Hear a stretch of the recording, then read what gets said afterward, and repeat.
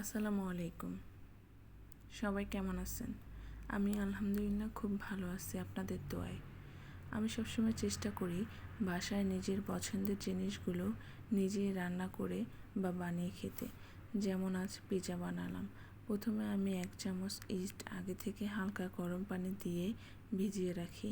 এরপর পরিমাণ মতন ডো করার জন্য ময়দা, গুঁড়ো দুধ, তেল সব কিছু দিয়ে আস্তে আস্তে অল্প অল্প পানি দিয়ে ডো তৈরি করে নেই।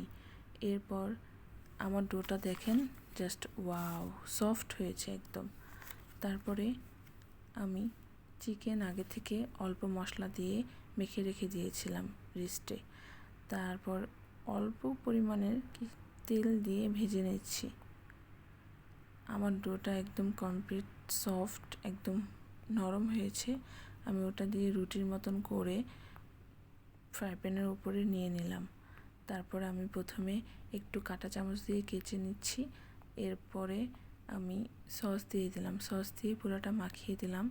তারপরে ছোট ছোট চিকেনগুলো আমি এটার উপরে সাজিয়ে দিচ্ছি। আস্তে আস্তে চিকেনগুলো আমি সাজিয়ে দিচ্ছি। এরপরে আমি সাথে ক্যাপসিকাম দিয়ে দিব, সবুজ ক্যাপসিকাম। এরপরে পেঁয়াজ, মরিচ, চিজ সবগুলো আস্তে আস্তে দিয়ে দিব। আসলে চিজ ছাড়া তো পিৎজা একদম অসম্পূর্ণ, আর এটি হলো সবচেয়ে বেশি ইম্পর্ট্যান্ট।